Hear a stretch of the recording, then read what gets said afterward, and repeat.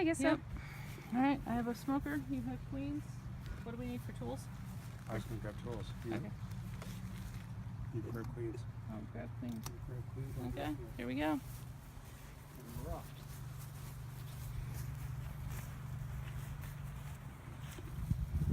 Up to the top a little bit.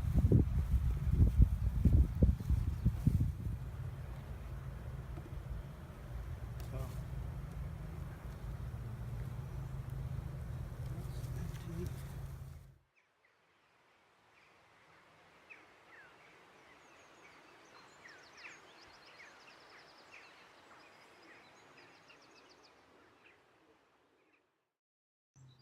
Bees have been disappearing at an alarming rate lately. 6 species have now been added to the endangered species list. For a long time, no one really knew why. Beekeepers would come to inspect hives and see only a few dead bees and larvae. The term colony collapse disorder was coined in 2006 to explain the phenomenon of disappearing bees. Once the issue was named, it was reported in more and more places around the globe. Since then, experts and amateurs alike have developed several theories as to what is causing the mass endangerment of the bee, some of which were expected, and others of which were more surprising.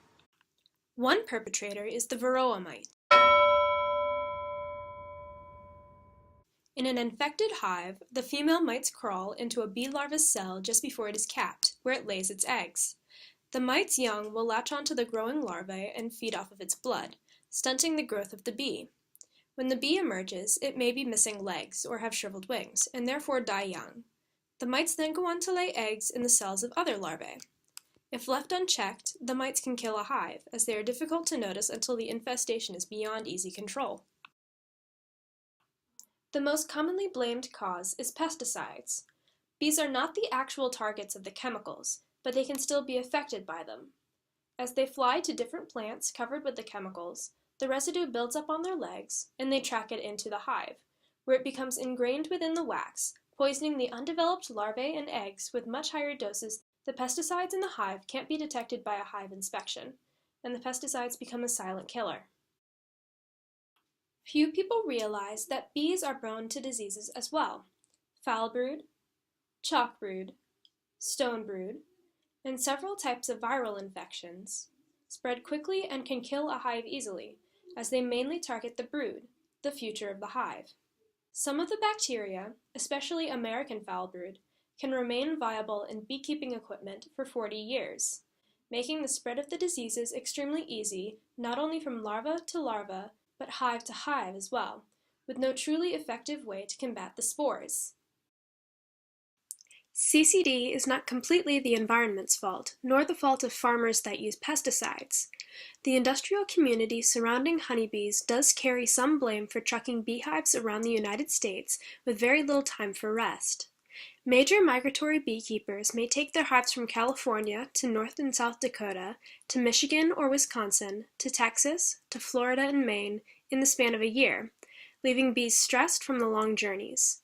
The trips also expose them to diseases and limit their diet to one type of pollen at any given time. This form of monoculture prevents beehives from receiving all the nutrients they require to remain healthy. While on the trucks, bees cannot forage for food or rid the hives of waste, and the sugar syrup and pollen patties provided do little to supplement the diet. And could you just introduce yourself? My name is Paula Agor. I'm Gwen Agor's mom. Why did you start beekeeping? I started beekeeping mostly for pollination. We have a fairly large garden here, and the first couple of years when I was gardening, I would plant things like zucchini that would have lots of flowers on them, and I'd be all excited about having lots of zucchini to eat.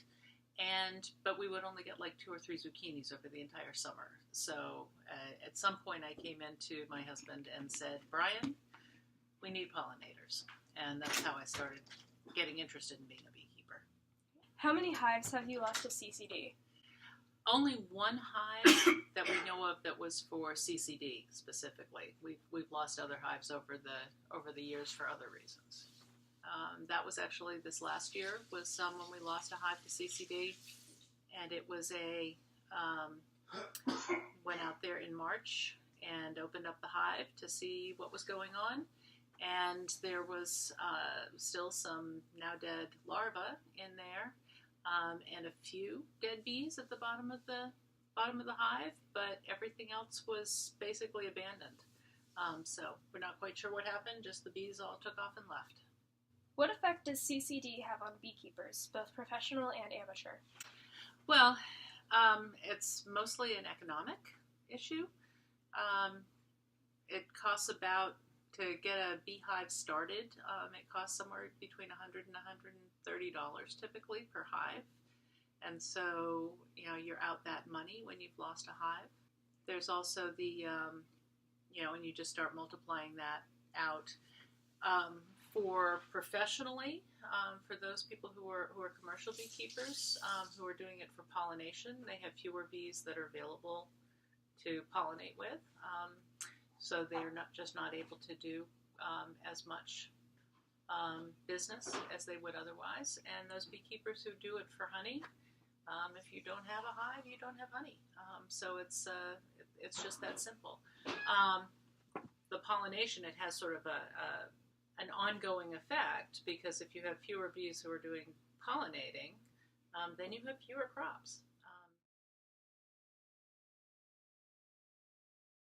So there are downstream effects for when you have fewer pollinators. You just have fewer fruits and vegetables and nuts, because all of those depend on pollination. Why is CCD important to people who aren't beekeepers? Well, if you like to eat fruit or vegetables or nuts, or if you like to eat animals that eat fruit or vegetables or nuts, so basically, if you like to eat anything other than wheat or corn, you pretty much require pollinators. And honeybees are probably the most domesticated form of pollinator that we have. What can everyday people do to help fight CCD? The biggest things, well, some of the things that we think contribute to CCD, one of which is the lack of habitat for bees. As we've sort of gone to nice green lawns that have no dandelions and no weeds in them and no flowers in them, that contributes to sort of poor nutrition for honeybees. So one of the things that other people can do to fight CCD is basically to, either plant bee-friendly plants, or at least leave your dandelions in your yard, because that's actually one of the earliest and one of the best sources of nutrition for honeybees is dandelions. So, while there's no definitive cause for colony collapse disorder, most experts agree that it's probably a combination of some or all of the above. Experts are always looking for new ways to combat the problem, and there's even ways for people at home to do the same thing, such as planting flowers or just not mowing during the spring. In summary, although it is a serious issue, it's not a hopeless case just yet. If we all pitch in just a little bit, bees should be just fine.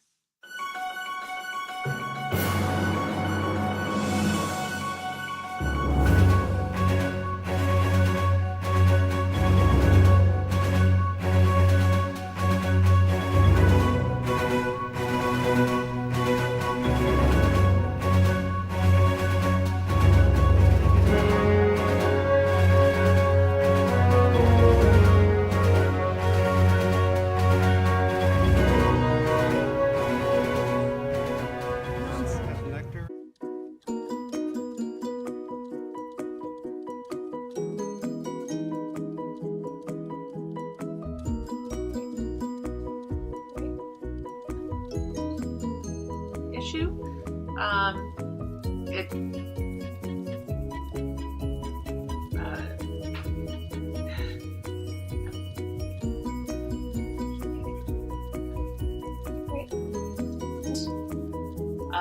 So basically,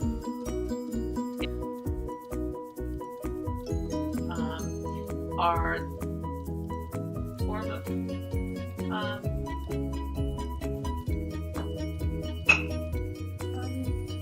habitat for bees.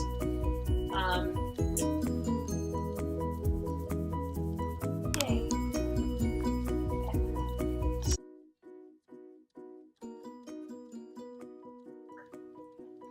How many lives? Huh? recording.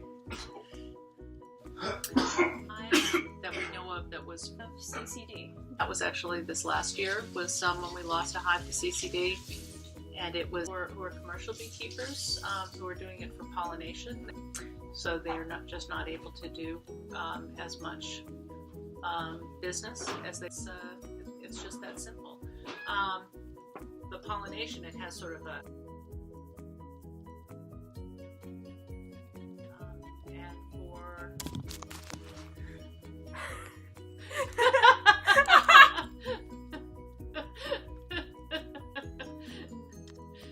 That's going on bloopers. Cat, get your butt out of the... Come on, up here. Come on.